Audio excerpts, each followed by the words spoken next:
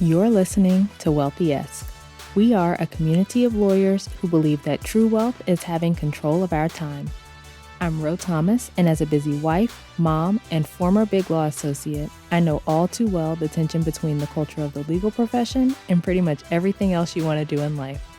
That's why each week I'm bringing you the information and tools you need to improve your money mindset and manage your money to create true wealth. Because ultimately, it's not about the money. It's about the freedom and flexibility the money affords. Hey friend, during the month of November, I'm sharing replays of my best episodes on budgeting and managing your money in preparation for my live budgeting workshop, Foundation of Wealth. It's happening on November 27th. These episodes will help you reframe the way you think about budgeting and spending and prepare you to create a budget for 2022 that will serve as a strong foundation for your future wealth building activities. Even if you've heard these episodes before, I encourage you to listen again.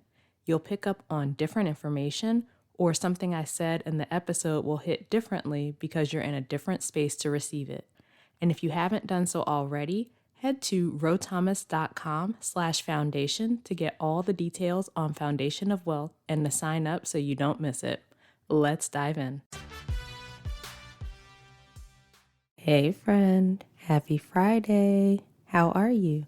I hope you had an amazing week and you are gearing up for a great weekend. So today we are talking about balance in your life and your money. You know, I'm all about lifestyle freedom and the ability to make choices for your life without regard to what other people think you should do or what they'll think about your decisions, right? Changing our thoughts helps us achieve more freedom in the short term, but for many of us, it's money that stops us from fully stepping into the choices we want to make for our lives.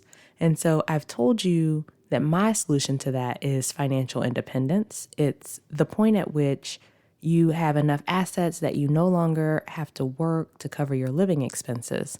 And you can head back to episode 3, which is where I first introduced the concept of financial independence if you're not familiar with it.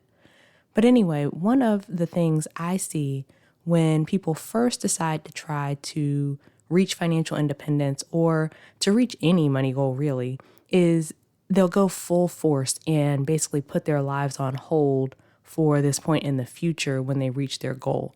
So they're, slashing everything in the budget and wanting to save everything and eat ramen noodles and walk or ride bikes everywhere. And this may work for some people. Like some people really want to live this way, or they just don't mind powering through to reach their goals, and more power to them, right? But that's not me. And if that's not you either, I want you to know it's okay. If you don't want to live that kind of lifestyle, but you're trying to do it anyway because you think you, quote, should, right? We get into this mindset or have these thoughts about what we should do when we're being responsible with our money. But that looks different for different people. And so if you're trying to live that lifestyle, but it doesn't resonate with you, it's not right for you, then you're going to get burned out before you reach your goal.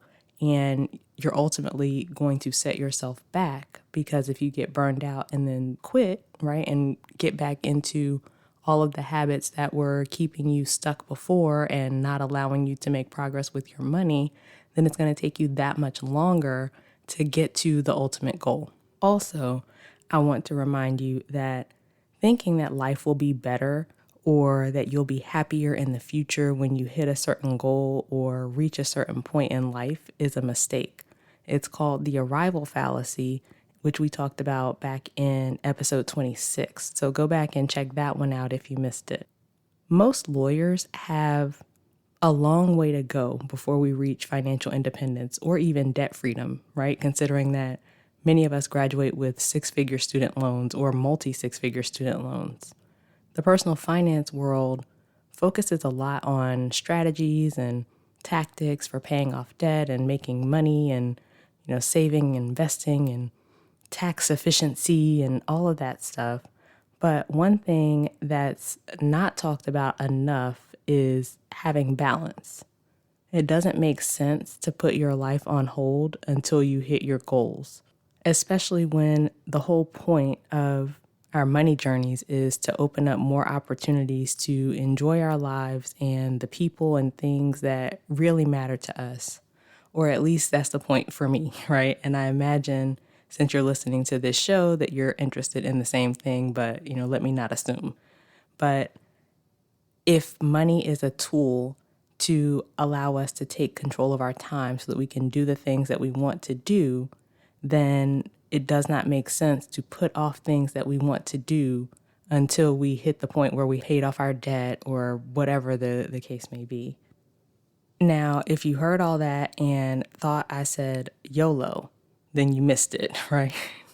My point is you want to make progress on your financial goals, but not at the expense of the rest of your life. It's a marathon, not a sprint. And I remember when we first started our financial journey, and I told you I had a personal finance blog too, so I was deep in this personal finance world. And I was listening to all the podcasts and reading books and the blogs and interacting with other money bloggers. And there were so many people who had already paid off all their debt or reached financial independence. And sometimes I felt like we weren't doing enough. I would compare our situation with where they were, kind of like what we talked about with the I work hard, I deserve it mentality back in episode 34. Except instead of comparing and thinking we needed to buy more stuff, I was comparing with people who had less debt or more investments and thinking that we should be further along, which also isn't helpful. And I was definitely comparing our beginning to their middle or end and downplaying what we had already done.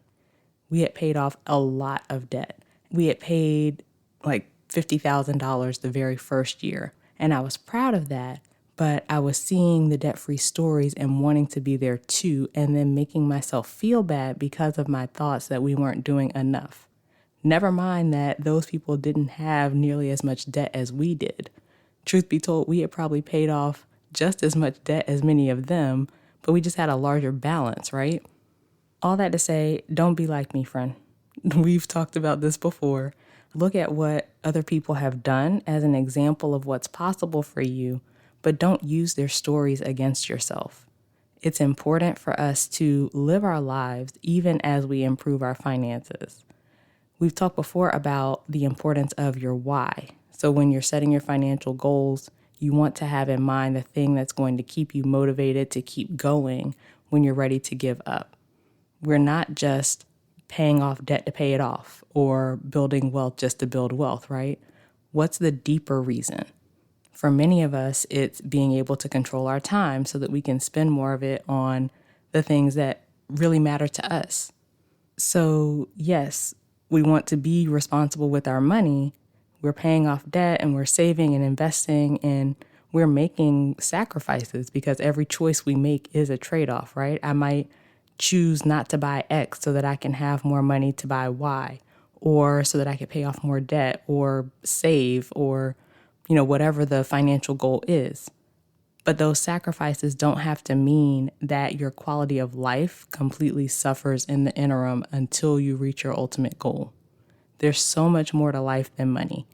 It's about relationships and experiences and making memories. And money is a tool that allows us to buy back our time so we can spend it doing what really matters.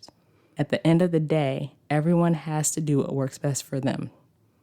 But I think that in addition to working toward our financial goals, we also have to live. So here are a few questions to keep in mind when you're trying to balance life with your financial goals. Number 1, will this choice make me happy?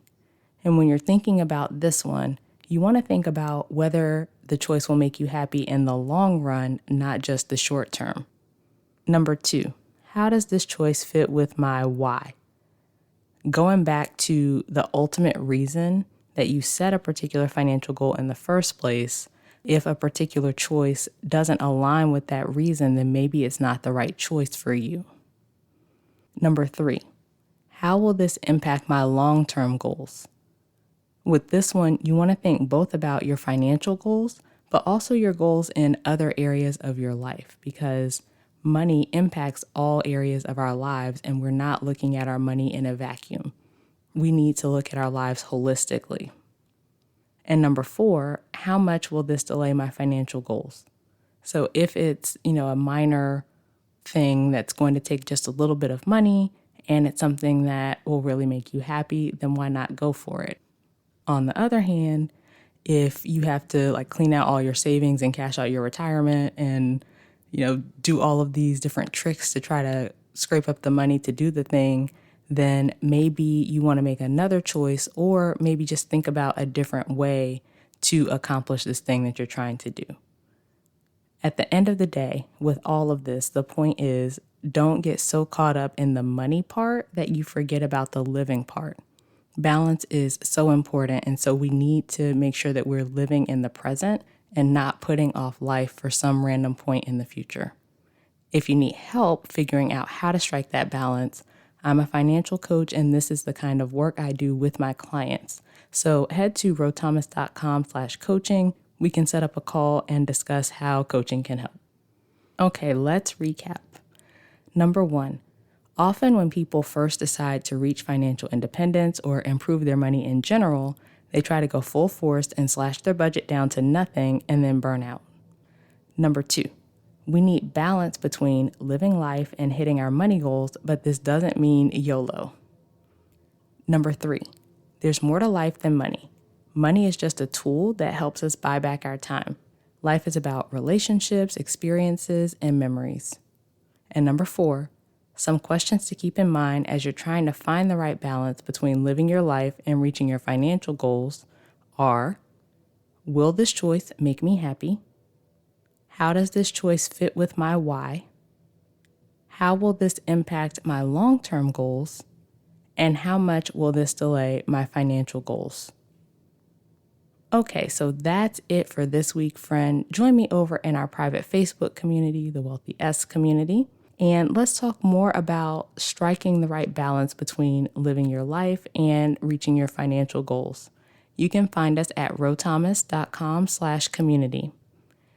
If you got value from today's show, please think of one friend who you think would also benefit. Share it with them.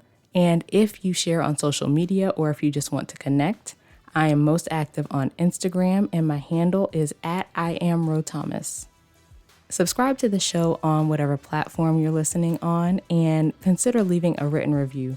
Those reviews help tremendously because they help with the visibility of the show, and I just read everyone and would greatly appreciate it. Okay, friend, as we close out, I pray that you will identify what truly matters to you in life and prioritize those things. I pray that you find the right balance between living your life and reaching your money goals.